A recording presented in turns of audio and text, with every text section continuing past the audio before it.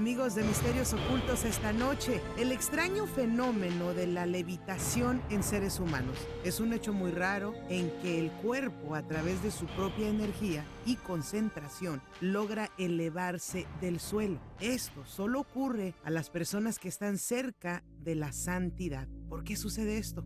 Hoy platicaremos con la licenciada en periodismo Lourdes Gómez, escritora e investigadora de Lo Insólito. La tenemos en el programa. Es un placer saludarte. Lourdes, buenas noches. Buenas noches, Mayra. Un placer estar con vosotros. Gracias, mamá, por acompañarnos. Y miren, hoy San José de Cupertino y los santos que levitan. ¿Qué me dices de esto, Lourdes? Es un personaje fascinante, San José de Cupertino, y poca gente lo sabe, pero es el patrón de los viajeros, especialmente de los que vuelan en avión. Todo ello porque es el santo con más levitaciones constatadas de la historia de la Iglesia. Estamos hablando de más de 70, Mayra. Imagínense, amigos, esto solo ocurre a las personas que están cerca de la santidad. Así es, el fenómeno de la levitación está muy relacionado con los éxtasis, es decir, con esos trances que alcanzan los santos cuando están en un estado alterado de conciencia. El fervor de la oración les hace que se inhiban de nuestro mundo y que accedan a otros planos donde su cuerpo físico está en la tierra, pero parece que su mente ha viajado a otro sitio. Entonces, en esos episodios de éxtasis están tan fuera de su cuerpo que incluso se empieza a elevar por arte de magia. No es algo que ellos puedan controlar. De hecho, en el caso de Santa Teresa de Ávila, que es una de los personajes asociados con las levitaciones, ella lo hacía involuntariamente cuando estaba orando en mitad de la misa y la tenían que agarrar y agarrarse al banco como podía para que la gente, en una época además con mucho peligro por parte de la Inquisición, pues no vieran el fenómeno que se estaba produciendo. Además, se sabe que ellos están, pero no están, porque en esos vuelos místicos, por ejemplo, en el caso que nos ocupa, José de Cupertino, se les realizaron pruebas. Cuando él entraba en la levitación, había frailes que trataban de ver si lo estaba fingiendo o si sentía algo. Le echaban en el cuerpo cera hirviendo de las veladoras, les pinchaban con agujas y le hacían este tipo de pruebas si él no reaccionaba cuando estaba en la levitación. Por lo tanto, estaba en mitad de un éxtasis. Claro, o sea, estaban a otro nivel. Y si los detenían para que otros no se dieran cuenta, es porque tal vez podrían llegar a pensar que ellos tenían una conexión con tal vez algunas entidades no muy positivas, que era como cosa del diablo, Lourdes. Así es, por una parte, los que no habían sido testigos y se empezaba a extender el rumor por vía oral, consideraban que era una falsedad, y también había los que pensaban, siendo testigos, que era algo maligno, por lo tanto siempre estaban en el punto de mira de la Inquisición. En el caso de José de Cupertino llegó hasta oídos del Papa. El Papa Urbano le llamó a audiencia porque había escuchado de estas levitaciones, no las creía y quería ver qué estaba pasando. Y entró José de Cupertino en levitación delante del Papa, que fue uno de los testigos directos de esos 70 vuelos místicos, como también se les llama a las levitaciones en el mundo de la Iglesia, vuelos místicos. José de Cupertino, la verdad, Mayra, es que es un personaje fascinante, además de patrón de los que vuelan en avión. Por esas levitaciones, fíjate que también es patrón de los estudiantes o de las personas que estudian. Era muy bueno, tenía mucha fe, pero se le daban mal los estudios. Y trató de acceder a distintas órdenes religiosas, pero siempre suspendía los exámenes.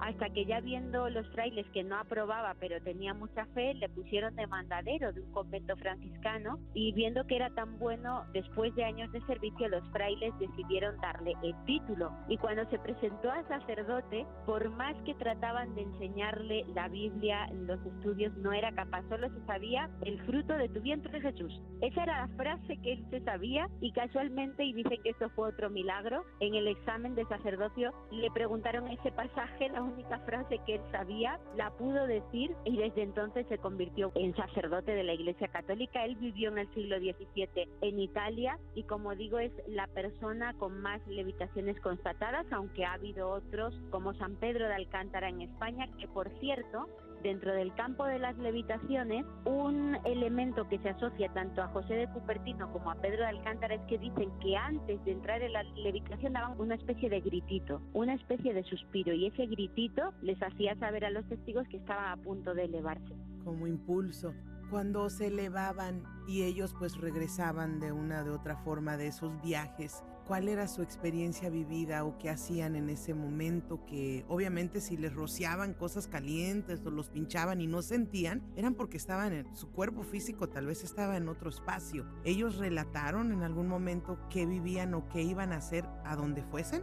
En el caso de Santa Teresa de Ávila, ella contaba que cuando estaba en esos éxtasis y levitaba, estaba viendo otros planos mostrados por Dios. De hecho, Santa Teresa de Ávila en sus obras tiene visiones del infierno, visiones del purgatorio o conversaciones con santos y santas de la Iglesia. En el caso de San Pedro de Alcántara, igualmente decía que conversaba con santos y santas de la Iglesia Católica. Y en el caso de José de Cupertino, como tal, no contó qué pasaba en esos éxtasis, solo que no recordaba nada cuando volvía. Por lo mismo de que le pinchaban, le echaban cera y no sentía, él no estaba ahí, estaba tan inmerso en la oración y en su sentimiento de amor a Dios que se encontraba, pues en esos planos superiores espirituales y no sabía qué ocurría con su cuerpo durante la levitación.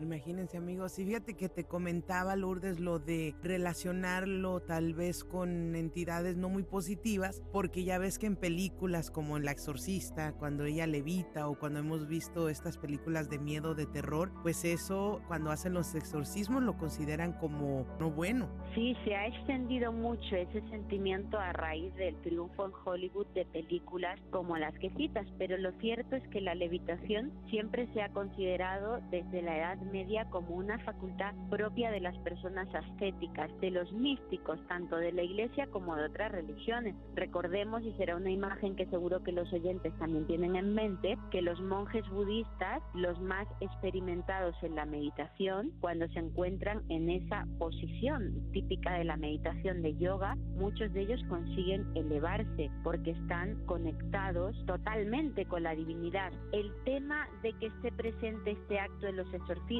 yo cuando he hecho distintas entrevistas a exorcistas, me han dicho que muy rara vez se observa este fenómeno. Por lo tanto, sería más bien algo propio de Hollywood. Y tenemos que tener en cuenta también, Mayra, que cuando hablamos de fenómenos como la levitación, estamos también hablando de personas que no son capaces de desarrollar la habilidad como tal de decir, pues ahora me voy a elevar. No, es algo involuntario, fruto de ese éxtasis a la hora del rezo.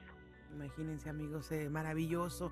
San José de Cupertino y los santos que levitan este extraño fenómeno a través de tu propia energía y concentración, lograr elevarse del suelo. Sobre todo, tratar de emular la vida de esos santos, que no era nada fácil. La mayoría de los santos que levitaban no solo es la práctica de la meditación durante todo el día, sino también el ayuno místico. Comían muy poco, eran personas que estaban más en el otro lado que en cuestiones mundanas. Entonces hoy día con nuestro estilo de vida no es fácil de reproducir, pero podría ser para personas que están completamente dedicadas a la vida espiritual. Exacto, así como Jesús lo hacía. Excelente tema. Gracias, la licenciada en periodismo Lourdes Gómez, escritora e investigadora de Lo Insólito, con nosotros, pero también con todos ustedes en redes sociales y todas las plataformas, Lourdes. Así es, muchísimas gracias. En insólitaexperiencia.com me pueden encontrar. Gracias, Mayra, y pues un agradecimiento tremendo por permitirnos estar aquí con tu auditorio. Muchísimas gracias. Un episodio más de Misterios Ocultos con Mayra Berenice.